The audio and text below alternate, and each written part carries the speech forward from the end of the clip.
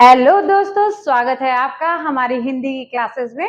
आज मैं आपको साहित्य में जो रचनाकार हैं हमारे कबीरदास, उनके बारे में कुछ पढ़ाने वाली हूँ। ठीक है, सबसे पहले हम पढ़ते हैं कबीरदास जी के बारे में कि इनका जन्म कब हुआ था।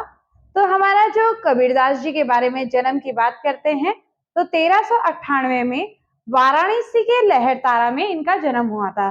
कब हुआ था? 1398 में वाराणसी के लहरतारा में इनका जन्म हुआ था। गुरुजी कौन थे इनके? अगर इनके गुरुजी की बात करते हैं तो इनके गुरुदेव रामानंद जी थे। ठीक है, अगर हम इनकी मृत्यु की बात करते हैं तो 1518 में मगहर नामक जगह में इनकी मृत्यु हो गई थी। ठीक है, बात करते हैं कबीरदास जी का पालन पोषण किसने किया, इनके पुत्र कौन थे, इनकी पत्नी कौन थी।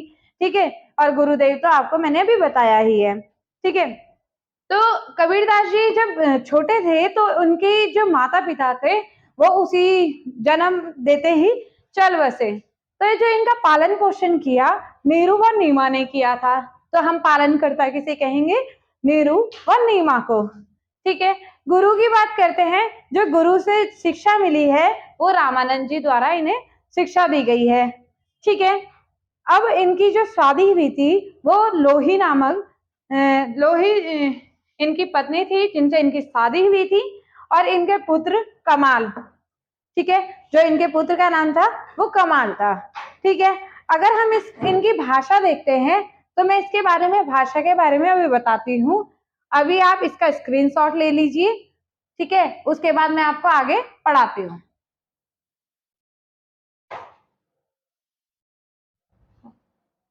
हो गया। अब हम भाषा की बात कर लेते हैं। तो कबीरदास जी की जो भाषा है, ठीक है, पेपर में तो कई बार आया है कि सधु ककड़ी है।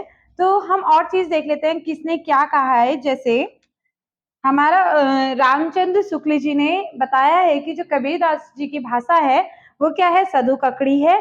जबकि श्यामदास जी ने कहा है कि पंचमेल खिचड़ी है। ठीक है, ये दोनों ही बहुत इम्पोर्टेंट है। तो आप दोनों ही को ध्यान रखेंगे कि जो रामचंद्र शुक्ल जी ने क्या बोला है कि कबीरदास जी की जो भाषा है वो क्या है? सधु ककड़ी है।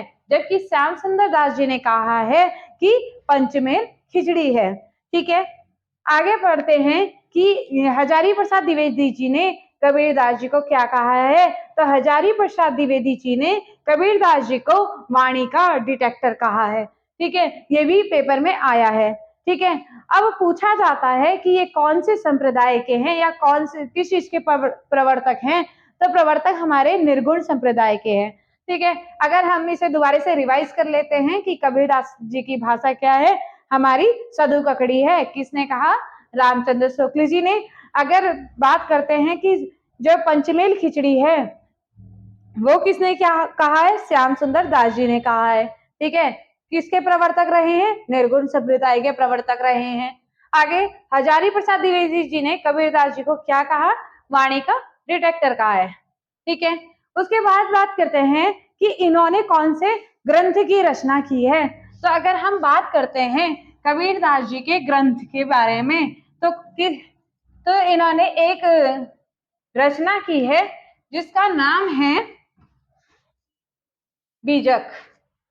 ठीक है, कबीरदास जी की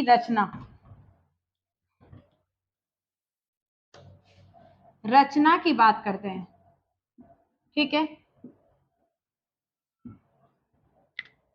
कबीरदास जी की रचना है बीजक।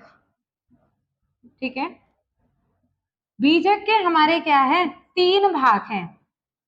ठीक है, बीजक के 3 भाग हैं। कौन कौन से? एक है साखी, एक है सबल, एक है रमेनी। ठीक है, ध्यान रहेगा। साखी, सबद, रमेनी।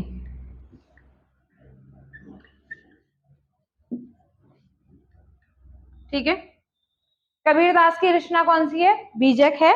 ठीक है, बीजक के 3 भाग बता दिए मैंने, साखी, सबद, रमेनी। ठीक है, एक बार दोबारा से हम क्या कर लेते हैं? रिवाइज कर लेते हैं कि कबीरदास जी का जन्म कब हुआ था? तो कबीरदास जी का जो जन्म था वो 1398 में लहरतारा वाराणसी में हुआ था।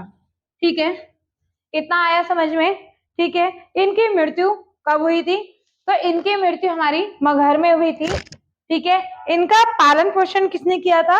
तो इनका पालन पोषण किया था नीमा व नीरू ने। ठीक है, गुरुदेव का नाम बता दें इनके, तो रामानंद है। ठीक है, और इन्हें हजारी प्रसाद द्विवेदी जी ने इन्हें क्या कहा है? तो वाणी का डिटेक्टर कहा है। कौन से संप्रदाय के हैं? तो निर्गुण संप्रदाय के हैं। ठीक है, इनकी रचनाएं कौन सी हैं? देखो, रचना बीजक है, उसके 3 भाग हैं, साखी, सबद, रमेनी। ठीक है, इतना समझ में आया? ठीक है, और जो आपको इसमें कोई दिक्कत हो रही हो वो आप मेरे से पूछ सकते हैं, और कुछ भी कोई भी क्वेश्चन है तो आप मुझे कमेंट कर सकते हैं। ओके, धन्यवाद।